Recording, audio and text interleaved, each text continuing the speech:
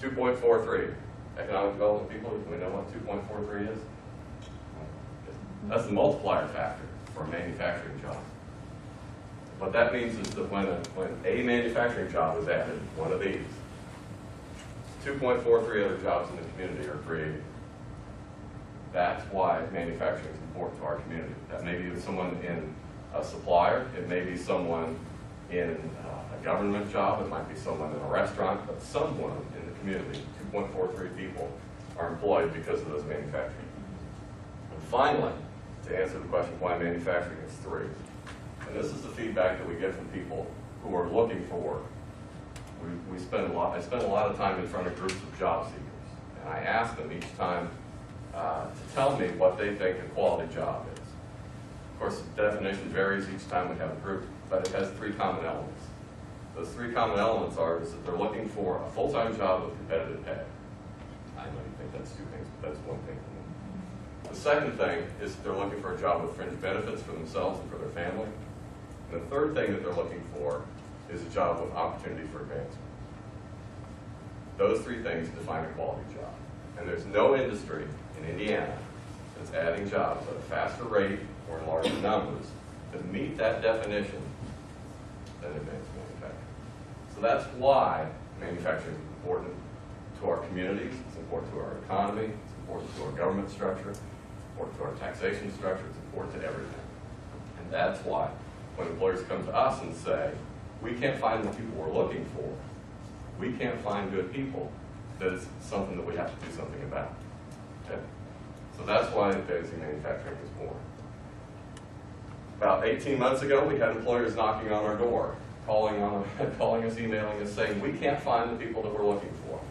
The cause of that was several things. One was existing firms were growing. We showed 38 months of consecutive growth. We had a rapid increase in hiring. We have retirement bubbles coming up. We have a couple of facilities in our community, namely Subaru and Caterpillar, very large employers who both started opened their doors between 25 and 30 years ago. Guess what? There's a big bubble ready to push out of some of those. And then new industry pressures. We've been successful recruiting new businesses into our community, and that means that as they begin to hire folks, it puts pressure on those existing businesses. It cycles up that food chain that happens inside hiring, where big fish eat the littler fish, and that created problems. So we got kind of a counterintuitive feel about this at first. When employers were calling, when we had 9.6% unemployment, saying we can't find people. Well, shoot, they're lined up at the unemployment office. What's the problem? The problem was they didn't have the skills they were looking for. Preaching to the choir still, right? At the same time, we had that growing demand, we had shrinking supply. We had the employers saying just what I said a moment ago. Although there are enough numbers of people, they don't know the right things. And we don't really have a way of knowing what they know. They lack manufacturing experience, they lack technical skills, you can see that. And we're beginning to find, at this point, measures for determining the business effect of that. The first was high turnover. We had employers experiencing 6-month turnover of up to 300%, where they were bringing people in, losing them by lunch, losing them by the end of the shift, losing them by the end of the week. So we had high initial 90-day turnover. We also were expressing this in terms of first-year injury rates, that employees who were not well-trained were more likely to be injured in the first year of work, and that was just not acceptable to them. So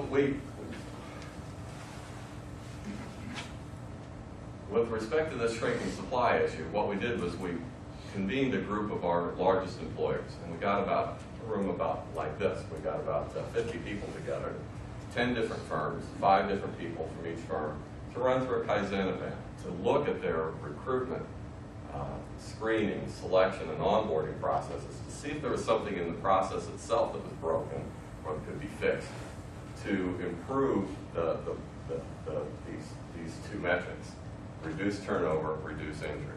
What could we do in those processes? And we did. We were able to make some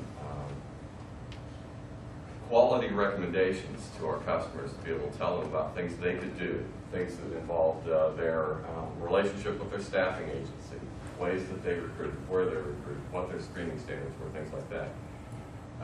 And that helped a little bit, but it didn't solve all the problems. The one thing that it did give us was, for each firm that was there, we helped them calculate a cost of a bad hire. We were able to help them identify a financial expense that's related every time they hire the wrong person. And so some of those expenses are about recruitment, selection, and onboarding. Some of them are about training. Some of them are about wages. Some of them are about product. Some of them are about supervisor time and other kinds of inputs that relate to that. But what it did was it sort of put a financial cost on that, because I think sometimes employers looked at it as saying, well, anything that we do from this point on is going to cost us more. It's going to cost us money. And what we wanted to make sure we understood was, what's the cost of not doing anything? So we wanted to be able to identify that. So the cost of bad hire, which for each company was different, was identified, but it gave them a baseline to work from, and that's been an important piece for us in terms of their commitment and involvement in the program. So during that Kaizen event, we asked them, so how are you recruiting and screening employees right now? But before we ask that, let's ask 30 years ago, how were you doing this kind of work? How were you screening your employees? What were you looking for? And they said, well, we were looking for a high school diploma or a GED. We were looking for some work experience and hopefully some manufacturing experience. So, okay, flash forward to today. Jobs change, we know that. You've got to do a lot of problem solving, teamwork, work with computers, work with data, do all those kinds of things. How are you screening people now? And to a company, they said, well, we're looking for a high school diploma, we're looking for a GED, we're looking for some work experience and hopefully some manufacturing experience. World changed, standards did. It wasn't the employer's fault. There wasn't really a way to express what they were really looking for. There wasn't a standard to be able to say it. They didn't need an associate's degree necessarily. They didn't need a bachelor's degree. They needed some way to be able to say, here's what we're looking for, and here's how you can prepare to work in our facility. New World, Old Tools was kind of the basis for talking about this, and that was the basis for our conversation about we need a new standard. We just talked about the Kaizen event, so I got a little out of order there. Sorry about this, schizophrenic. And we decided that what we needed to do was to create a new standard. And the standard that we were looking at was the Manufacturing Skills Standards Council's Certified Production Technician. Now, it wasn't that fast of a decision. It took us several months of meeting with each of our partner firms to go through some of the components of that. And for those of you who are playing along with our home version of the game here, there's a piece in front of you that describes that program. The Manufacturing Skills Standards Council's Certified Production Technician, which from now on I'll call CPT, so I don't take over my time, is made up of 4 major subject areas: safety, quality, manufacturing processes, and maintenance awareness. There's a page dedicated to each one of those, and it talks a little bit about that program in here, to get an idea of the kinds of skills we're looking for. But as we showed that to employers and said, is this what you want people to know when they come to work? One of the operating terms that we use, kind of jokingly, but really it's true, is we came up with an operational term called applicants with a clue, because they've had plenty of the other kind. So we wanted to be able to say, does this meet the operational does this create the operational definition of an applicant with a clue? Somebody who knows these things about safety, somebody who knows these things about quality, somebody who knows these things about manufacturing processes and maintenance awareness before they get to work. The other thing that we asked them during this process was, this is 140 hours of training with 4 national certification exams in order to become a certified production technician. What kind of onboarding are we going through now? Because we identified onboarding as one of the weak points for employers. How long, we asked them, how long does someone spend an onboarding time at your firm before they're expected to be in a profit-making production position? Anybody want to volunteer what they think the hour time of that was? I'll tell you, it's in hours, not in days or weeks. 9 hours of time. We can't teach this much. You can't teach this much in 140 hours. You're looking for, you want applicants with a clue. You want people to know this when they walk in the door. But that's not what they teach in high school. High school is a great place, but they don't teach manufacturing in high school. That's not necessarily what gets taught in the baccalaureate degree. So even if you raised your standard, essentially, and said we're only going to hire people with a bachelor's degree, they won't know this stuff. They won't have a clue. So they adopted this as their standard and said, this is what we want people to know. And the nice thing about this standard was it didn't matter if they were in plastics or pharmaceuticals or machining, or food production. These were the kinds of skills that were universal to them. So it became clear that we could develop a community-based program to support all manufacturing in our area. So we transformed the process by identifying a new standard, and we said that some things have to happen in this. We can't just say, okay, Lafayette, okay, world, everybody go out and get this. Everybody go out and get these skills. The community had to get behind it just like we do every education initiative. And what that means is that we need to increase access to training and to jobs. We need to be able to make sure that we align all the resources that we have in our community around this standard. That we make sure that training is relevant to the employer's needs. We validated this curriculum against every one of them and signed on.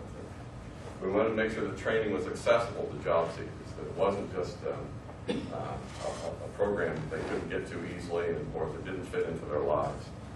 And that when we were done, that direct hire jobs needed to be available. The people who put this kind of commitment and time into things didn't need to go to work for a staffing agency. People with this kind of, that demonstrated this kind of skill were ready for a direct hire position. And employers agreed to that.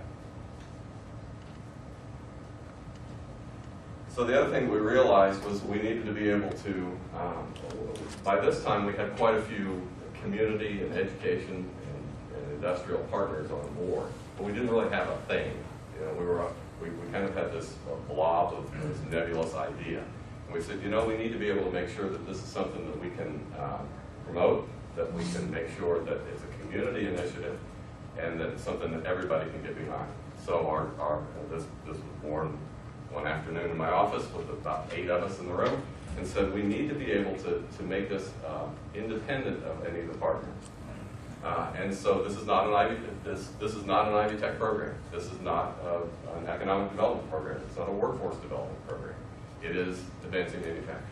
Now, the interesting thing about this brand is that it is powerful, and you'll see later how we've been able to help promote this in terms of attracting business, attracting workers, and doing other things, but it has absolutely no assets beyond this logo that you see right here. Okay? It's the common thread that ties us all together, but it is not necessarily, you know, we didn't go out and buy a building, we didn't hire staff, we didn't start a budget, we didn't start a fundraising campaign. We found a way to communicate the community initiative that it was. So the brand was born. The brand has 2 different components to it, as it turns out. This brand was born in February. And it has 2 different components. The first one is called We Have Training Here, because this is really what people were talking about in the first place when they came to us. And they said, we need to be able to make sure that people have access to training and that we can get people to this skill level as quickly as we can and create a pipeline of workers to be able to fill employers' needs. And again, if you're playing along, there's a piece that describes this for you. But the We Have Training piece here is the Certified Production Technician course. Or actually what it is the Certified Production Technician certification. One of the paths there is our We Have Training Here program, which is actually a scholarship. And so what we wanted to be able to do was say that people who met certain characteristics that employers would be willing to hire, we would put through this program at the community's expense. We'll talk later about how we fund that.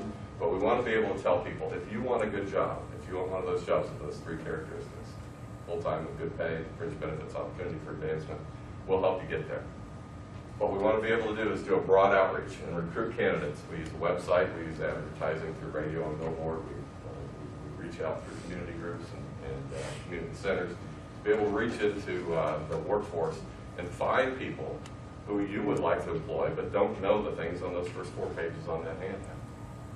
First thing we do after they go into that system, after they've completed an application for the scholarship online, they go through work keys testing. Everybody familiar with work keys testing? All right, it looks at foundation skills. And we use the National Career Readiness Certificate Silver level, which means that people pass at a certain level